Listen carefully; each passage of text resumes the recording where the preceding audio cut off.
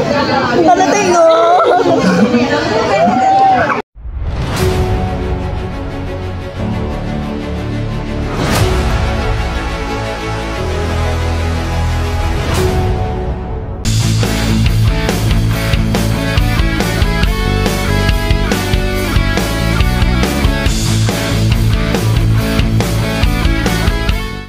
Assalamualaikum warahmatullahi wabarakatuh.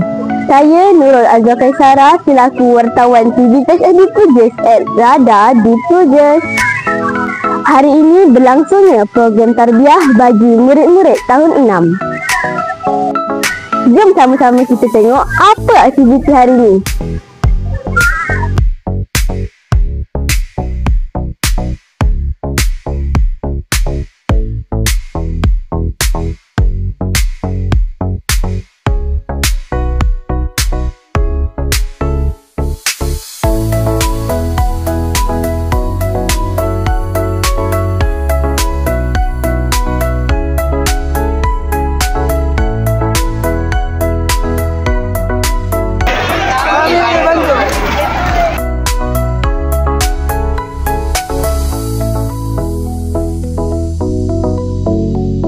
Pertamanya saya ucapkan banyak-banyak terima kasih kepada Penasihat Pendidikan Agama Islam atas penganjuran program yang sangat bermanfaat ini.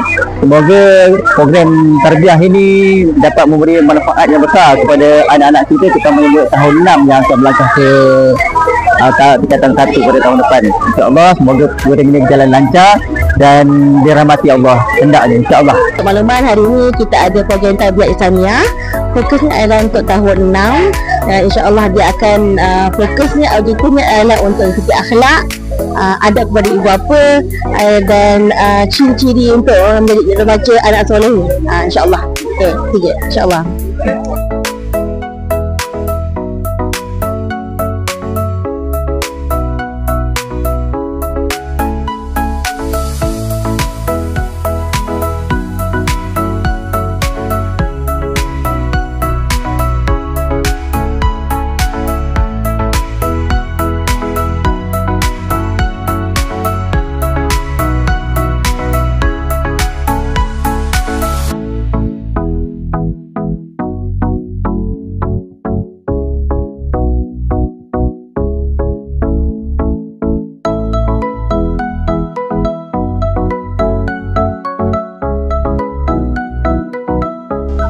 Alhamdulillah, tamat sudah program tarbiyah bagi murid tahun 6.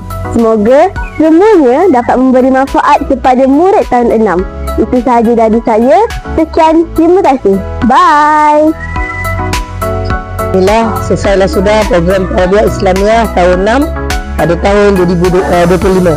Pertama sekali saya merakamkan jutaan terima kasih kepada bangsa pentadbir, kepada guru-guru sebagai AJK pelaksana untuk program ini, dan anak-anak murid tahun 6 Dipujes.